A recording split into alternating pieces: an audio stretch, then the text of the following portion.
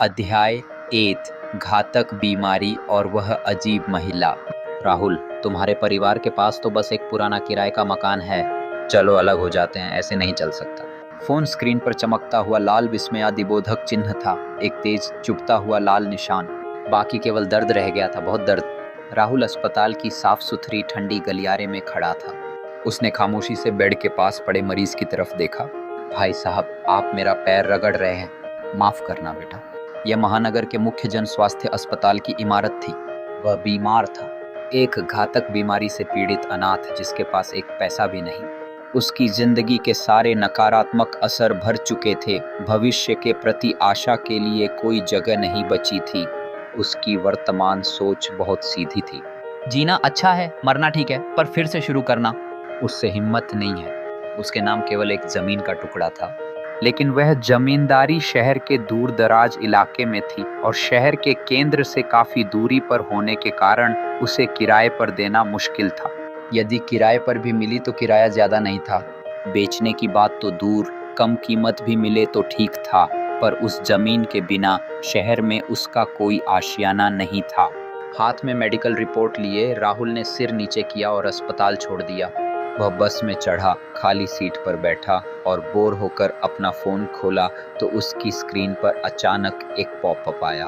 हजारों दुनियाओं का मकान मालिक ऐप इंस्टॉल हो गया, सभी खतरे अनदेखा करें। एक बार क्लिक करें और आपको पता चल जाएगा। फोन पर अचानक आई ये पॉपअप राहुल की नजरें थम गईं। वह सोचने लगा कि कहीं उसने ऐसा कोई अजीब वेबसाइट तो नहीं खोला जिससे फोन में वायरस आ गया, लेकिन पुष्टि करने पर पता चला कि वायरस नहीं था और ऐप सुरक्षित जैसा लग रहा था। उसने एप्लीकेशन के आइकन को थामकर डिलीट बिन में खींचा। अनइंस्टॉल विफल। क्या? राहुल कुछ सेकंड के लिए हैरान रह गया, तब समझा कि ये कोई असामान्य वायरस नहीं है। फोन पर बार बार हटाने की कोशिश करने के बावजूद यह ऐप स्टबनली बना रहा। मेरे पास जो आखिरी पैसे थे उसी के लिए ये लड़ रहा है, ये वायरस अपराधी।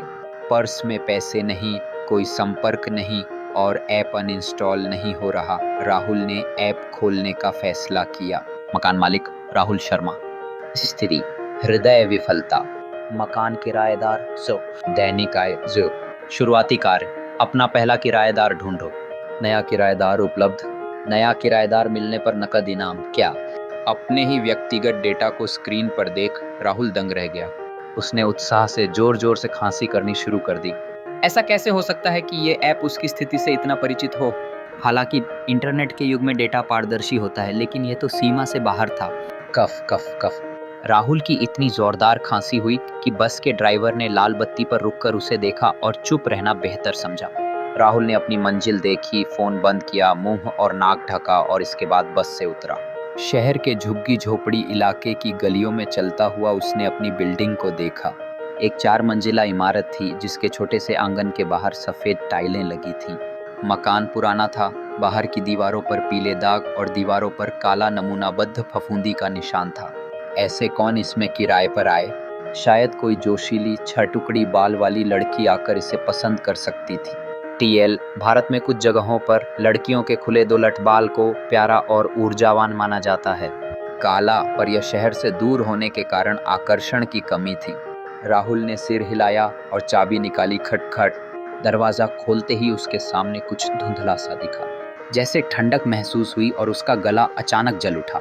राहुल रुक गया, महसूस किया कि एक ठंडी चमकीली लंबी तलवार उसकी गर्दन पर लगी थी। तलवार पकड़े हुए शख्स का कद लगभग उसके समान था। उसने सफेद लंबी चोली पहनी थी, कमर में बादलों की आकृति वाली बेल्ट थी। उसके लंबे काले बाल झरने की तरह बह रहे थे और उसकी त्वचा हिम जैसी श्वेत थी। उसके चेहरे की खूबसूरती ने राहुल को कुछ पल के लिए गुमराह कर दिया, खासकर उसकी आंखें जो जैसे उसे अंदर तक भेद रही थीं। क्या तुम फिल्म के सेट पर हो इस पोशाक में? क्या तुम क्योंग्युन संप्रदाय से हो? बताओ, कौन सी जहरीली दवा से मेरी ताकत चली गई? उस महिला की आंखों में बर्फीली ठंडक थी जो हड्डियों तक घुम गई। राहुल ने देखा कि वह घायल थी, मुंह के किनारों से खून टपक रहा था। क्योंग्युन संप्रदाय कौन? ये मेरा घर है। तुम कौन सी फिल्म की शूटिंग में हो?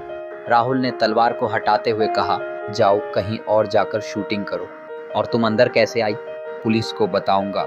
महिला एक कदम पीछे हट गई, शरीर कुछ हिलाया और जोर से गिर पड़ी, बेहोश। क्या? महिला के अचानक जमीन पर गिरने से राहुल हैरान रह गया। उसने पीछे देखा, लेकिन वहां कोई खतरा नहीं था। फिर वह नीचे बैठकर उसके हालात देखने लगा। हालांकि जब उसने उसका हाथ छुआ तो पाया कि जख्म अभी भी खून बहा रहे थे, मेकअप नहीं थे। क्या वो सच में घायल है? क्या शूटिंग इतनी कठिन होती है? राहुल हिचकिचाया, फिर उसे उठाकर एक कमरे में ले गया, क्योंकि उसे वहीं छोड़ना ठीक नहीं था। जब वह महिला उठी, उसे मुलायम पलंग पर पड़ा पाया।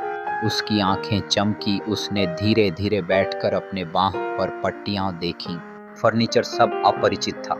जो सबसे ज्यादा हैरान करने वाला था वह था कि उसके घाव धीरे धीरे ठीक हो रहे थे। तुम जाग गए? तभी राहुल कमरे में आया। महिला ने उसे देखा और उसने पूछा, मेरे पास तुम्हें अस्पताल ले जाने के पैसे नहीं हैं, फिल्म क्रू को फोन करो। लेकिन तुम काफी सुंदर हो, तुम्हें टीवी पर क्यों नहीं देखा? क्या तुम अपने सौंदर्य से फेमस नहीं हो सकती? मुझे पता है आजकल छोटे अभिनेता काफी लोकप्रिय होते हैं। महिला उसके शब्द समझ नहीं पाई, चुप रही, फिर सिर झुकाकर बोली, साहब आपकी मदद के लिए धन्यवाद। उसने महसूस किया कि राहुल के मन में कोई बुरी नीयत नहीं, लेकिन उसने जब ऊपर देखा तो राहुल की करुणा भरी नजरों से मिली। क्या तुम इतना अभिनय में डूबे हो? कुछ ज्यादा बात नहीं की, बस हाथ हिलाया। ठीक है, अब जाओ, किसी को भेजो जो तुम्हें अस्पताल ले जाए। एक चीज और, मेरी भावनात्मक चोट का कुछ मुआवजा देना मत भूलना। महिला उठी, सम्मान से हाथ जोड़कर चली गई। उसकी लंबी बाहें हवा में लहरा रही थीं और उसने अपनी चांदी की तलवार उठाई, एक गरिमामय डाकू जैसी तस्वीर बनकर। यह लड़की काफी मेहनती है, शायद भविष्य में मशहूर हो जाएगी, राहुल ने सोचा। और फिर कदमों की आवाज फिर से सुनी।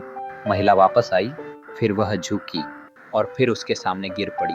राहुल, सच में क्या तुम्हें ही ये सब इतना अच्छा लग रहा है? तो गाइस, आप लोगों को क्या लगता है कहानी में आगे क्या होगा? जानने के लिए बने रहिएगा हमारे साथ ये कहानी पे और सुनते रहिएगा ये कहानी।